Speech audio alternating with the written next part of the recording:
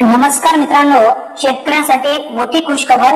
कापूस आणि सोयाबीन उत्पादक शेतकऱ्यांना 10,000 रुपये अनुदान दिले जाणार आहे. यासाठी राज्य सरकारच्या माध्यमातून आज एक नवीन शासन निर्णय घेण्यात आलेला आहे आणि या शासन निर्णयामध्ये स्पष्टपणे जे शेतकरी पात्र होणार आहेत त्याचा उल्लेख करण्यात आलेला आहे.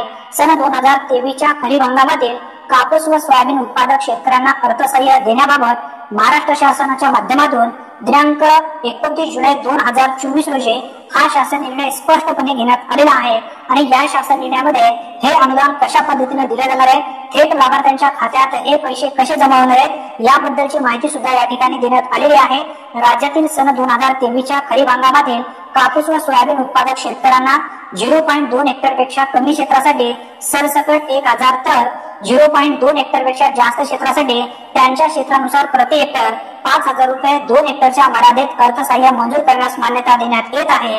म्हणजे हेक्टरी 5,000 रुपये 2 हेक्टर पर्यंत या ठिकाणी शेतकऱ्यांना 10,000 रुपये दिले जाणार आहे असा स्पष्टपणे उल्लेख या ठिकाणी करण्यात आलेला आहे.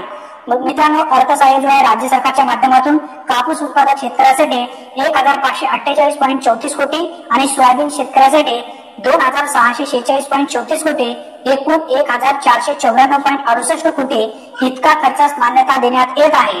आता यामध्ये जे शेतकरी पात्र होणार आहे अशा शेतकऱ्यांच्या खात्यावरती ही रक्कम जमा केली जाणार आहे. आता पात्र म्हणजे कसे शेतकरी असणार आहेत हे समजून घ्या.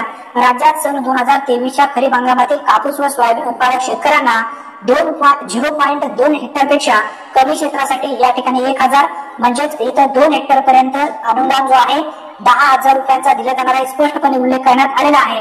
यामध्ये पात्र असणारे जे शेतकरी आहेत राज्यातील ज्या कापूस व सोयाबीन उत्पादक शेतकऱ्यांनी सन 2023च्या खरीप हंगामामध्ये ई पीक पाहणी ऍप पोर्टल वर द्वारे कापूस व सोयाबीन लागवडीची नोंद केली आहे असे नोंदीकृत शेतकऱ्यांचे अर्थसहाय्यकर्ता पात्र राहतील असा उल्लेख या ठिकाणी करण्यात आलेला आहे. ई पीक पाहणी पोर्टलवर नोंद असलेल्या क्षेत्रानुसार त्याप्रमाणेच यामध्ये पैसे वाटप केले जाणार आहेत. थेट डीबीटी अंतर्गत पात्र शेतकऱ्यांच्या खात्यावरती ही रक्कम जमा केली जाणार आहे. मित्रांनो, अतिशय महत्वपूर्ण ही माहिती आहे. चॅनलवरती पहिल्यांदाच आला असाल तर चॅनलला सबस्क्राईब करून ठेवा, कारण अशाच पद्धतीने